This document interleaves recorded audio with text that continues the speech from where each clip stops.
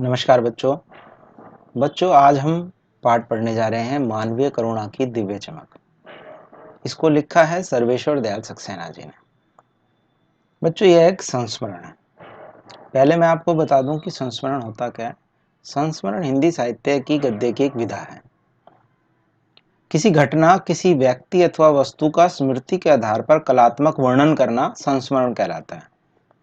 इसमें स्वयं अपेक्षा उस वस्तु की घटना का अधिक महत्व होता है जिसके विषय में लेखक संस्मरण लिख रहा होता है। संस्मरण की सभी घटनाएं सत्यता पर ही आधारित होती हैं। इसमें लेखक कल्पना का अधिक प्रयोग नहीं करता है। लेखक के स्मृति पटल पर अंकित किसी विशेष व्यक्ति के जीवन की कुछ घटनाओं का रोचक विवरण संस्मरण कहलाता है। इसमें लेखक उसी का वर्णन करता है जो उसने स्वयं देखा या अनुभव किया हो। इसका वर्णन सर्वथा प्रामाणिक होता है। तो आइए पहले हम सर्वेश्वर जी के बारे में जान लें। सर्वेश्वर दयाल सक्सेना का जन्म सन 1927 में जिला बस्ती, उत्तर प्रदेश में हुआ। उनकी उच्च शिक्षा इलाहाबाद विश्वविद्यालय से हुई। वे अध्यापक, आकाशवाणी में सहायक, प्रोड्यूसर, दिनमान में उप संपादक और पराग के संपादक रहे। सन 1983 में उनका आकस्मिक निधन हो गया। सर्वेश्वर बहुमुखी प्रतिभा के साहित्यकार थे। वे कवि, कहानीकार, उपन्यासकार, निबंधकार और नाटककार थे। सर्वेश्वर की प्रमुख कृतियां हैं काठ की घंटियां, कुआनो नदी, जंगल का दर्द, खूंटियों पर टंगे लोग, ये सभी कविता संग्रह हैं। पागल कुत्तों का मसीहा, सोया हुआ जल, ये उपन्यास हैं। लड़ाई कहानी संग्रह, बकरी नाटक, ये बहुत ही प्रसिद्ध नाटक है इनके द्वारा लिखा हुआ। भों भों, खों खों, बतूता का जूता, लाख की नाक, ये बाल साहित्य है। बच्चों, आपने पहली से पांचवी तक ज़्यादातर जो अपनी बाल कविताएं पढ़ी होंगी वो इनकी लिखी हुई आपने पाठ्य पुस्तक में पढ़ी होंगी। चर्चे और चरखे उनके लेखों का संग्रह है। खूंटियों पर टंगे लोग पर उन्हें साहित्य अकादमी का पुरस्कार मिला। सर्वेश्वर की पहचान मध्यवर्गीय आकांक्षाओं के लेखक के रूप में की जाती है। मध्यवर्गीय जीवन की महत्वाकांक्षाओं, सपनों, संघर्ष, शोषण, हताशा और कुंठा का चित्रण उनके साहित्य में मिलता है। सर्वेश्वर जी स्तंभकार थे, यानी कि आज की भाषा में कहें तो कॉलमिस्ट थे, कॉलम लिखते थे अखबार में। और चर्चे और चरखे नाम से दिनमान में जो स्तंभ लिखते थे उसमें बेबाक सच कहने का साहस दिखता है। उनके अभिव्यक्ति में सहजता और स्वाभाविकता है। संस्मरण स्मृतियों से बनता है, जो मैंने अभी आपको बताया था, और स्मृतियों की विश्वसनीयता उसे महत्वपूर्ण बनाती है। फादर कामिल बुल्के पर लिखा सर्वेश्वर का यह संस्मरण इस कसौटी पर खरा उतरता है। अपने को भारतीय कहने वाले फादर बुल्के जन्मे तो बेल्जियम, यूरोप के रेम्स चैपल शहर में, जो गिरजों, पादरियों, धर्मगुरुओं और संतों की भूमि कही जाती है, परंतु उन्होंने अपनी कर्म भूमि बनाया भारत को। फादर बुल्के एक सन्यासी थे, परंतु पारंपरिक अर्थ में नहीं। सर्वेश्वर का फादर बुल्के से अंतरंग संबंध था, जिसकी झलक हमें इस संस्मरण में मिलती है। लेखक का मानना है कि जब तक रामकथा है, इस विदेशी भारतीय साधु को याद किया जाएगा तथा उन्हें हिंदी भाषा और बोलियों के अगाध प्रेम का उदाहरण माना जाएगा। यहाँ नीचे मैंने फादर कामिल बुल्के का जीवन परिचय दिया है थोड़ा सा। उनका जन्म 1909 में हुआ था और मृत्यु 1982 में। उनकी शिक्षा क्या थी? एमए, पीएचडी उन्होंने हिंदी में किया था। उनकी प्रमुख कृतियाँ थी रामकथा, उत्पत्ति और विकास, रामकथा और तुलसीदास, मानस कौमुदी, ईसा, जीवन और दर्शन, अंग्रेजी हिंदी कोश, ये बहुत ही प्रसिद्ध है इनके द्वारा लिखा हुआ। 1974 में पद्म भूषण से इनको सम्मानित किया गया था। तो आइए इस संस्मरण को पढ़ते हैं। मानवीय करुणा की दिव्य चमक।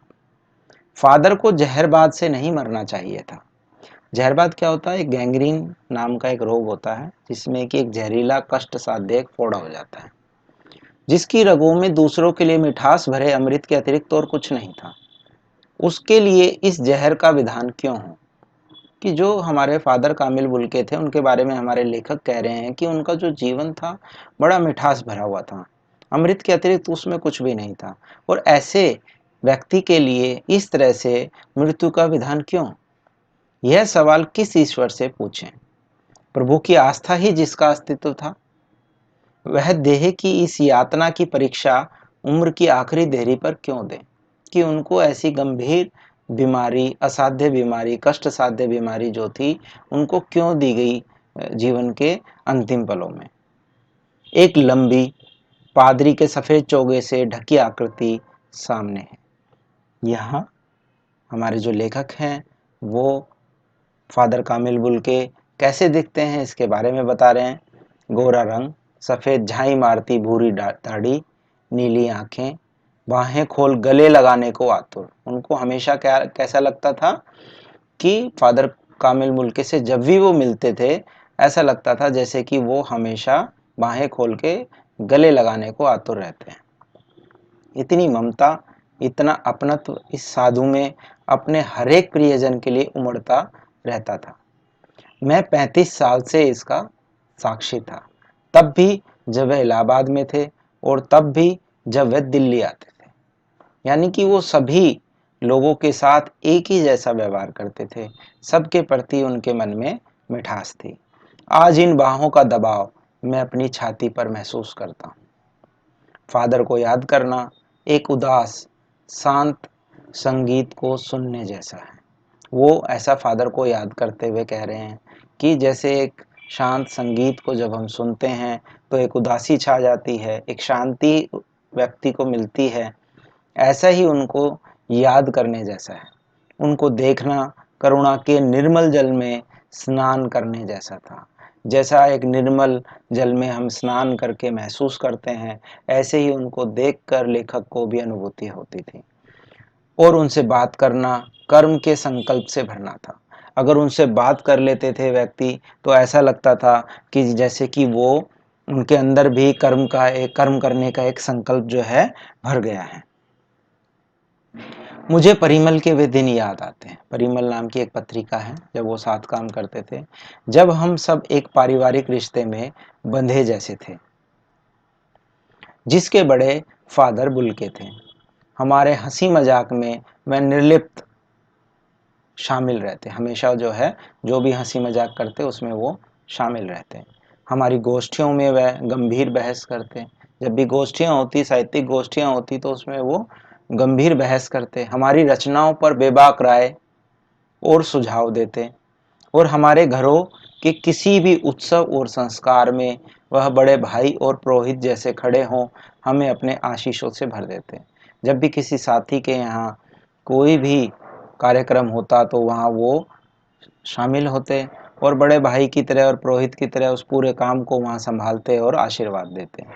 मुझे अपना बच्चा और फादर का उसके मुख में पहली बार अन्न डालना याद आता है, और नीली आंखों की चमक में तैरता वात्सल्य भी, कि उनकी जो नीली आंखें थी उसमें उन्होंने, लेखक ने देखा कि कैसे वात्सल्य तैर रहा था, कैसे प्रेम उमड़ रहा था, जैसे किसी ऊंचाई पर देवदारू की छाया में खड़े हों। लेखक को ऐसा लगता था कि जैसे कि किसी घने और ऊंचे पेड़, देवदार के पेड़ की छाया में वो नीचे खड़े हैं। कहाँ से शुरू करें? इलाहाबाद की सड़कों पर फादर की साइकिल चलती दिख रही है। वे हमारे पास आकर रुकती है, मुस्कुराते हुए उतरते हैं। देखिए देखिए, मैंने उसे पढ़ लिया है और मैं कहना चाहता हूँ। उनको क्रोध में कभी नहीं देखा, आवेश में देखा है, कि उनको कभी क्रोध नहीं आता था। हाँ, थोड़ा आवेशित तो वो हो जाते थे, और ममता तथा प्यार में लबालब छलकता महसूस किया है। उनके अंदर एक ममता भरी हुई थी, प्रेम भरा हुआ था सभी के लिए।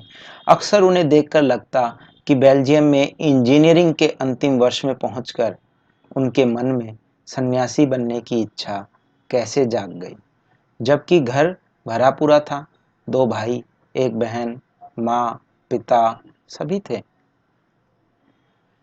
आपको अपने देश की याद आती है? मेरा देश तो अब भारत है। मैं जन्मभूमि की पूछ रहा हूँ। हाँ, आती है। बहुत सुंदर है मेरी जन्मभूमि, रेम्स चैपल। घर में किसी की याद? माँ की याद आती है, बहुत याद आती है। फिर अक्सर माँ की स्मृति में डूब जाते देखा है, माँ की याद में डूब जाते देखा है। उनकी माँ की चिट्ठियाँ अक्सर उनके पास आती थी। अपने अभिन्न मित्र डॉक्टर रघुवंश को वह उन चिट्ठियों को दिखाते थे। पिता और भाइयों के लिए बहुत लगाव मन में नहीं था। पिता व्यवसायी थे, एक भाई वहीं पादरी हो गया है, एक भाई काम करता है, उसका परिवार है, बहन सख्त और जिद्दी थी। बहुत देर से उसने शादी की। फादर को एक आध बार उसकी शादी की चिंता व्यक्त करते उन दिनों देखा था। भारत में बस जाने के बाद 2 या 3 बार अपने परिवार से मिलने भारत से बेल्जियम गए थे। लेकिन मैं तो सन्यासी हूं, आप सब छोड़कर क्यों चले आए? प्रभु की इच्छा थी, वह बालकों की सी सरलता से मुस्कुराकर कहते। माँ ने बचपन में ही घोषित कर दिया था कि लड़का हाथ से गया। और सचमुच इंजीनियरिंग के अंतिम वर्ष की पढ़ाई छोड़ फादर बुल्के सन्यासी होने जब धर्मगुरु के पास गए और कहा कि मैं सन्यास लेना चाहता हूँ, तथा एक शर्त रखी। सन्यास लेते समय सन्यास चाहने वाला शर्त रख सकता है कि मैं भारत जाऊंगा। भारत जाने की बात क्यों उठी? नहीं जानता, बस मन में यह था। बच्चों, ये हमारे देश के बारे में पता चलता है कि वो कितना महान है। हमारे देश को जानने की इच्छा लोगों के मन में विदेशों में कितनी है। उनकी शर्त मान ली गई और वे भारत आ गए। ये हमारे देश की संस्कृति है जिसको कि लोग जानना चाहते हैं। पहले जिसेट संघ में 2 साल पादरियों के बीच धर्माचार की पढ़ाई की, फिर 9-10 वर्ष दार्जिलिंग में पढ़ते रहे। कलकत्ता, जिसे आजकल कोलकाता कहा जाता है, से बीए किया और फिर इलाहाबाद से एमए। उन दिनों डॉक्टर धीरेन्द्र वर्मा हिंदी विभाग के अध्यक्ष थे। शोध प्रबंध प्रयाग विश्वविद्यालय के हिंदी विभाग में रहकर 1950 में पूरा किया राम कथा उत्पत्ति और विकास। परिमल में उसके अध्याय पढ़े गए थे। फादर ने मातरलिंग के प्रसिद्ध नाटक ब्लू बर्ड का रूपांतर भी किया है, नील पंछी के नाम से। बाद में वह सेंट जेवियर्स कॉलेज रांची में हिंदी तथा संस्कृत विभाग के विभागाध्यक्ष हो गए और यहीं उन्होंने अपना प्रसिद्ध अंग्रेजी हिंदी कोश तैयार किया। देखो, ये कितनी बड़ी बात है कि एक बाहर से विदेश से आने वाला व्यक्ति यहाँ आकर हिंदी पढ़ता है और एक दिन वो सेंट जेवियर्स कॉलेज के रांची में हिंदी तथा संस्कृत विभाग का विभागाध्यक्ष भी बन जाता है और बाइबिल का अनुवाद भी। और वहीं बीमार पड़े, पटना आए, दिल्ली आए और चले गए। 47 वर्ष देश में रहकर और 73 वर्ष की जिंदगी जीकर कि वो 47 वर्ष इस महान देश में हमारे रहे। फादर बुल्के संकल्प से सन्यासी थे। कभी कभी लगता है वह मन से सन्यासी नहीं थे, रिश्ता बनाते थे तो तोड़ते नहीं थे। क्योंकि मन से सन्यासी नहीं थे ऐसा लेखक ने क्यों कहा है? क्योंकि जो सन्यासी होता है उसके लिए रिश्ते नाते तो कुछ होते ही नहीं है। जब वो सन्यास ले लेता है तो सारे रिश्ते नाते खत्म हो जाते हैं। लेकिन जो फादर बुल्के थे वो उसके विपरीत थे। वैसे तो वो सन्यासी थे, लेकिन जब किसी से रिश्ता बना लेते थे उसको तोड़ते नहीं थे। जैसा कि पहले भी बताया था कि जब वो किसी अपने दोस्तों के जहाँ या मित्रों के यहाँ जब वो जाते थे किसी कार्यक्रम में, तो वहाँ वो बड़े भाई की भूमिका निभाते थे। 10 साल बाद मिलने के बाद भी उसकी गंध महसूस होती थी। वह जब भी दिल्ली आते जरूर मिलते, खोज कर, समय निकाल कर, गर्मी सर्दी बरसात झेल कर मिलते। कि उनके अंदर अपने प्रियजनों से मिलने की इतनी इच्छा रहती थी, चाहे कितनी गर्मी हो, सर्दी हो, बरसात हो, समय निकाल कर ढूंढ कर वो मिलने जरूर जाते थे, चाहे 2 मिनट के लिए ही सही। यह कौन सन्यासी करता है? उनकी चिंता हिंदी को राष्ट्रभाषा के रूप में देखने की थी। कि एक विदेशी व्यक्ति के लिए ऐसी चिंता करना बड़ा अस्वाभाविक है, क्योंकि हमारे देश के लोग ही ऐसी चिंता नहीं करते कि हिंदी जो है राष्ट्रभाषा बने। लेकिन वो ऐसा करते थे क्योंकि वो यहाँ की मिट्टी में, यहाँ की संस्कृति में रच बस चुके थे। हर मंच से इसकी तकलीफ बयान करते, इसके लिए अकाट्य तर्क देते, न काटे जाने वाले तर्क देते। बस इसी एक सवाल पर उन्हें झुंझलाते देखा है। लेखक ने पहले क्या कहा था कि वो कभी क्रोध नहीं करते थे, लेकिन आवेशित हो जाते थे। तो लेकिन बस इस सवाल पर वो झुंझलाते थे कि अभी तक हिंदी को राष्ट्रभाषा क्यों नहीं बनाया गया, और हिंदी वालों द्वारा ही हिंदी की उपेक्षा पर दुख करते कि आजकल सब कुछ अंग्रेजी में वातावरण हो गया, हर चीज अंग्रेजी में है, अंग्रेजी बोलना ही जो है शान हम समझते हैं। जबकि जो विदेश से आया जिसकी भाषा अंग्रेजी थी उसने हिंदी को अपना लिया और वो हिंदी के लिए संघर्ष कर रहा है। उसे दुख होता है कि हिंदी की उपेक्षा की जा रही है। घर परिवार के बारे में, निजी दुख तकलीफ के बारे में पूछना उनका स्वभाव था और बड़े से बड़े दुख में उनके मुख से सांत्वना के जादू भरे दो शब्द सुनना एक ऐसी रोशनी से भर देता था जो किसी गहरी तपस्या से जन्मती है।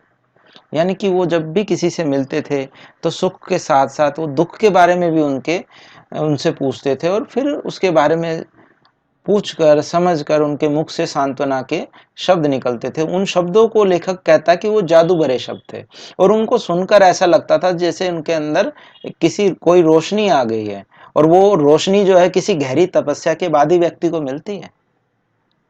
हर मौत दिखाती है जीवन को नहीं रहा। मुझे अपनी पत्नी और पुत्र की मृत्यु याद आ रही है और फादर के शब्दों से झरती विरल शांति भी।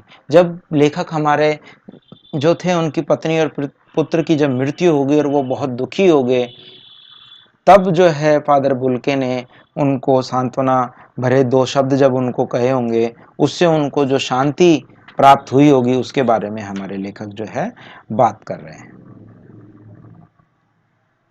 आज वह नहीं है, वो फादर कामिल बुल्के को याद करते हुए कह रहे हैं, दिल्ली में बीमार रहे और पता नहीं चला। बाहें खोलकर इस बार उन्होंने गले नहीं लगाया। जब देखा तब वे बाहें दोनों हाथों की सूजी उंगलियों को उलझाए ताबूत में जिस्म पर पड़े थे। जो शांति बरसती थी वह चेहरे पर थिर थी, यानी कि स्थिर थी। तरलता जम गई थी। वह 18 अगस्त 1982 की सुबह 10 बजे का समय था। दिल्ली में कश्मीरी गेट के निकलसन कब्रगाह में उनका ताबूत एक छोटी सी नीली गाड़ी में से उतारा गया। कुछ पादरी, रघुवंशी का बेटा और उनके परिजन राजेश्वर सिंह उसे उतार रहे थे। फिर उसे उठाकर एक लंबी संकरी उदास पेड़ों की घनी छाह वाली सड़क से कब्रगाह के आखिरी छोर तक ले जाया गया, जहां धरती की गोद में सुलाने के लिए कब्र अवाक मुंह खोले लेटी थी। पूरे हमारे लेखक ने बताया कि कैसे कैसे जो है उनको गाड़ी से उतार कर उनके ताबूत को जो है ले जाया गया। वहाँ कैसा महसूस हमारे लेखक कर रहे थे। ऊपर करील की घनी छां थी, चारों ओर कब्रें और तेज धूप के वृत्त।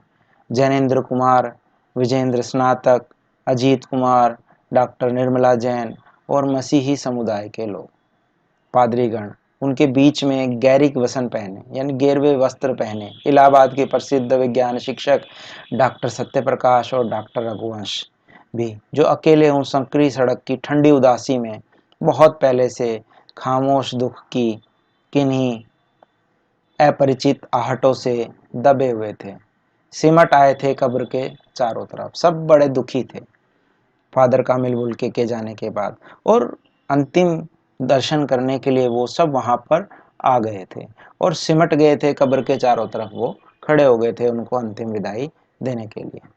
फादर की देह पहले कब्र के ऊपर लिटाई गई। मसीही विधि से अंतिम संस्कार शुरू हुआ। रांची के फादर पास्कल तोयना के द्वारा उन्होंने हिंदी में मसीही विधि से प्रार्थना की। फिर सेंट जेवियर्स के रेक्टर फादर पास्कल ने उनके जीवन और कर्म पर श्रद्धांजलि अर्पित करते हुए कहा, फादर बुल्के धरती में जा रहे हैं, इस धरती से ऐसे रत्न और पैदा हों। उन्होंने फादर बुल्के को एक रत्न बताया, वो वाकई में रत्न थे। डॉक्टर सत्यप्रकाश ने भी अपनी श्रद्धांजलि में उनके अनुकरणीय यानी जिसके जीवन को आप अनुकरण कर सकें, जीवन को नमन किया। फिर देह कब्र में उतार दी गई।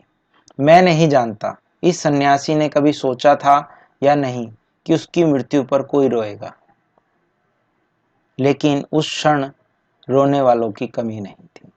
यानी वहाँ इतने लोग थे जो उनके चिर परिचित अपरिचित लोग भी रहे होंगे, जो कि अंतिम विदाई उनको देने के लिए आए हुए थे और वहाँ रोने वालों की कोई कमी नहीं थी। इसलिए लेखक यहाँ कहते हैं, नम आँखों को गिनना स्याही फैलाना है। यानी कि फादर बुल्के की मृत्यु पर रोने वालों की कोई कमी नहीं थी। उनके जाने पर अनेक लोगों की आंखों में आंसू थे। उन लोगों की गिनती करना उचित नहीं होगा क्योंकि इससे दुख और बढ़ जाएगा। फादर की याद में नम आंखों को की गिनती करना प्रदर्शन करने जैसा हो जाएगा, इसलिए लेखक यहाँ पर इसका इस्तेमाल करता है। इस तरह हमारे बीच से वह चला गया जो हम में से सबसे अधिक छायादार, फल फूल गंध से भरा और सबसे अलग, सबका होकर सबसे ऊंचाई पर मानवीय करुणा की दिव्य चमक में लहलहाता खड़ा था। यहाँ लेखक ने उनको मानवीय करुणा की दिव्य चमक क्यों कहा है, और इस पाठ को जो है नाम भी लेखक ने मानवीय करुणा की दिव्य चमक क्यों रखा है? इसलिए क्योंकि उनके हृदय में मानव मात्र के लिए करुणा भरी हुई थी। वे सभी पर अपना प्यार लुटाते थे। उनके व्यक्तित्व में करुणा की दिव्य चमक झलकती थी। वे दुखियों को सांत्वना देते थे, उन्हें दुख से उबारते थे। उनके शब्द जो है सभी के हृदय को छू लेते थे। करुणा भाव उनके व्यक्तित्व का एक अभिन्न अंग था। इसलिए लेखक ने जो है इनको यहाँ पर मानवीय करुणा की दिव्य चमक कहा है, जिसकी स्मृति हम सबके मन में जो उनके निकट थे किसी यज्ञ की पवित्र आग की आंच की तरह आजीवन बनी रहेगी। मैं उस पवित्र ज्योति की याद में श्रद्धानत हूँ। बच्चों, ये था हमारा पाठ मानवीय करुणा की दिव्य चमक। अगली वीडियो में हम इसके अभ्यास प्रश्न करेंगे। तब तक के लिए धन्यवाद।